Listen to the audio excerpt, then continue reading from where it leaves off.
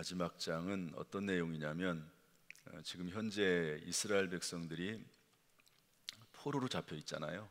북쪽 이스라엘 멸망하고 남쪽 유다도 멸망하고, 에스겔은 붙잡혀 와가지고 포로로 지내면서 제사장으로서 이스라엘 백성들을 가르치는 그런 역할을 하고 있습니다. 그런데 에스겔서에서는 어떤 내용까지 나오냐면, 이제 예레미야서는 어떤 내용을 주로 말씀하냐면, 비록 멸망할 것이지만 70년이 차면 회복될 것이다. 70년이 차면, 그런 내용을 얘기했는데요. 에스겔서에 와서는 조금 더 진전해서 전진해 나가서 70년이 차서 이제 돌아오게 되면 예루살렘을 다시 재건할 것이다. 그런 내용까지 나옵니다. 그래서 가나안 땅에 처음 들어갈 때, 여호수아가 가나안 땅에 들어갈 때 땅 분배를 하잖아요. 여기는 누구, 여기는 누구, 여기는 누구, 이렇게 제비 뽑아서 땅 분배를 했는데, 그 내용을 똑같은 건 아니지만 이스라엘 백성들이 이제 회복이 되면 그 땅을 분배해서 이렇게 나누어 가지게 될 것을 이야기하고 있는 말씀이 오늘 본문의 말씀입니다. 그러니까 하나님의 그 말씀, 하나님께서 이스라엘 백성들을 회복케 하신다고 하는 것에 대해서 아주 확실하게 얘기해 주는 그런 내용이라고 볼 수가 있습니다. 이 내용을 뭐 다 읽으면 좋겠지만 여러분들 한번 읽어 보십시오. 그런데 이 내용을 도표로 그려보면 이렇게 됩니다. 한번 띄워 주실래요? 도표로 붙이면 이렇게 됩니다. 조금 책에 있는 내용을 복사해서 오려 붙여가지고 그런데, 저 지역의 위아래로 까만 지역이 있죠. 까만 지역이 있습니다. 저게 지금 이스라엘 땅이거든요. 이스라엘 요단강, 오른쪽에 요단강이 보이시죠? 요단강을 이제 건너면 이스라엘 땅입니다. 그리고 맨 왼쪽에는 바다거든요. 바다. 이스라엘의 그 지도를 한번 상상해 보면서 보시면 알 겁니다. 그런데 지금 요 부분이 우리나라로 말하면 중부 지역이라고 한번 생각하면 됩니다. 중부 지역, 뭐 서울이나 뭐 이쪽 경기도, 이쪽 강원도 요 지역이라고 생각을 하면 됩니다. 그리고 위쪽이 있고 밑에 쪽이 있습니다. 유다 지계 또는 베냐민 지계, 이렇게 나눠져 있습니다. 그래서 앞으로 회복이 되면 회복이 될 예루살렘 성에 대한 성읍에 대한 이야기인데요. 저렇게 돼 있다는 겁니다. 중요한 내용은 뭐냐면 성소가 정 가운데 있다는 겁니다. 성소, 예루살렘 성읍에.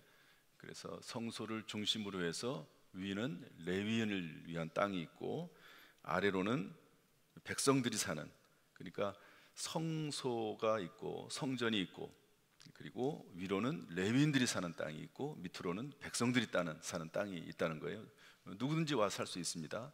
그리고 나서 위와 그 아래로 땅을 배분해 주는데, 위쪽으로 7지파, 아래로 5지파를 분배합니다.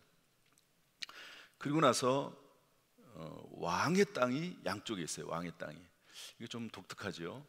보통 이제 왕의 땅이 그 나라의 중간에 있든지 핵심 요지에 있든지, 그런데 이 왕의 땅도 처음부터 이야기하지 않고 맨 마지막에 설명을 해줍니다.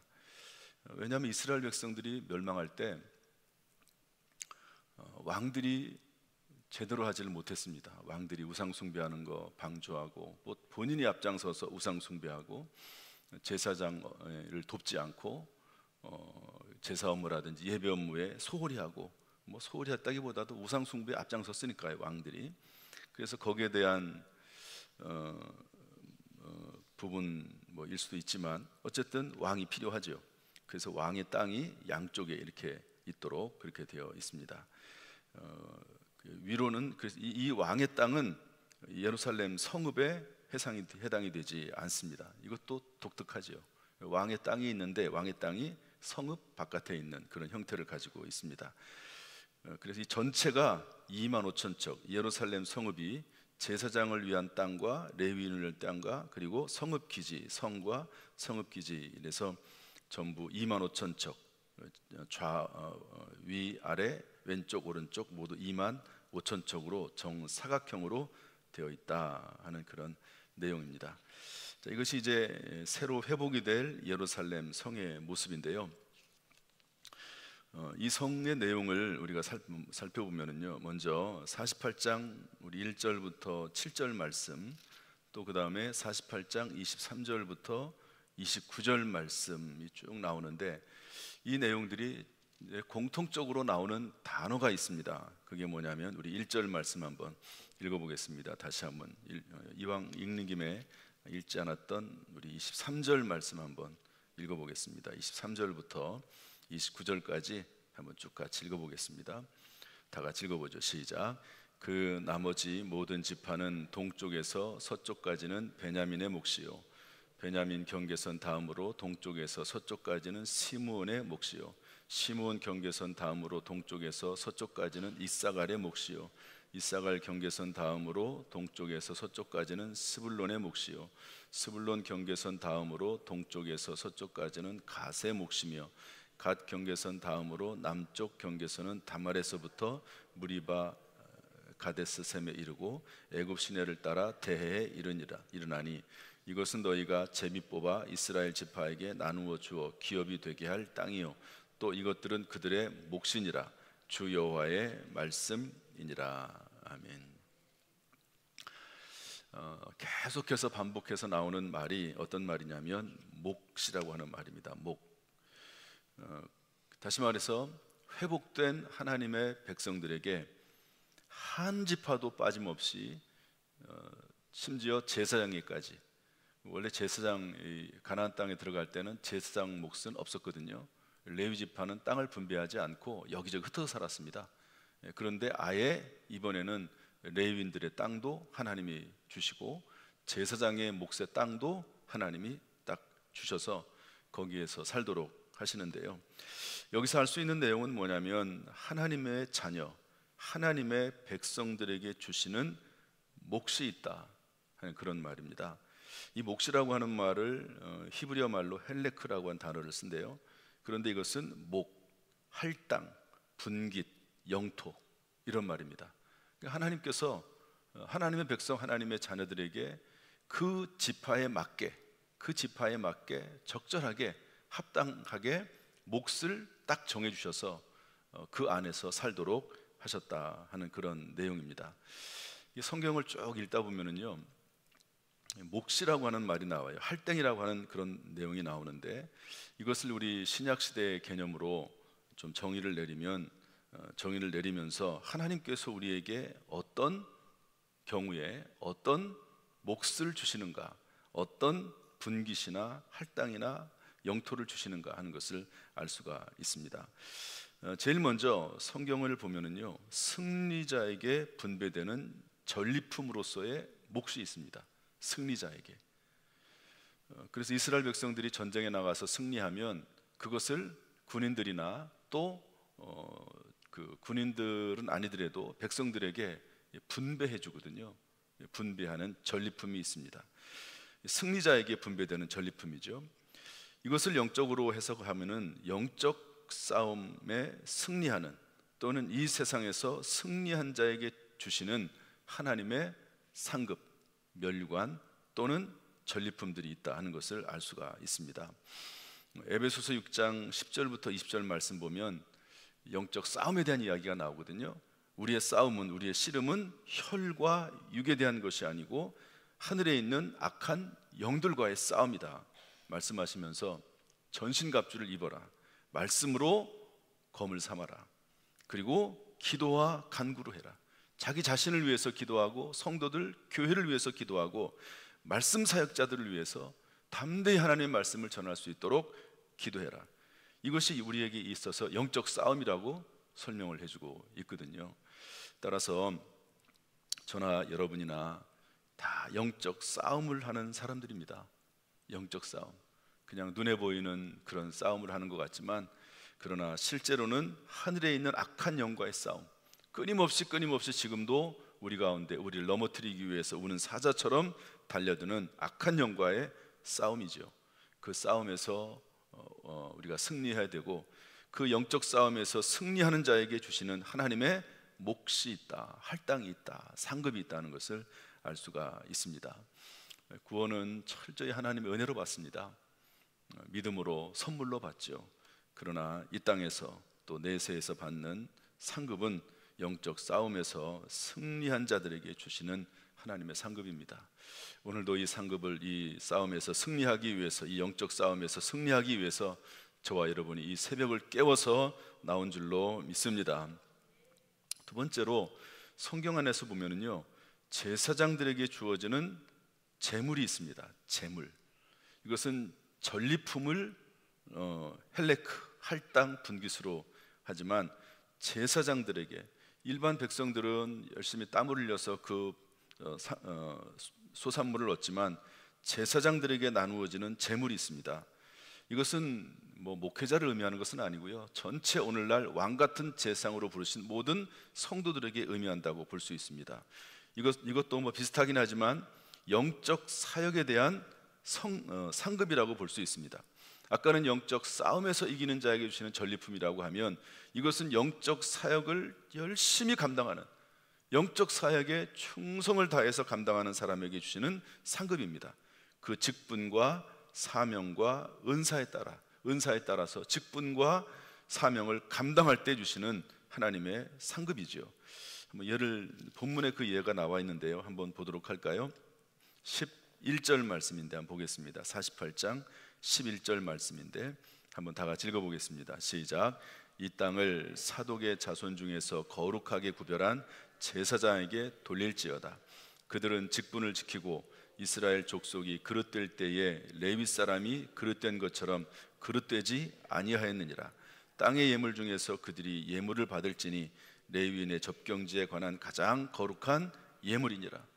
가장 거룩한 예물을 제사장에게 줬는데요, 그 제사장들 중에서도 사독의 자손 중에서 줬다는 겁니다. 사독.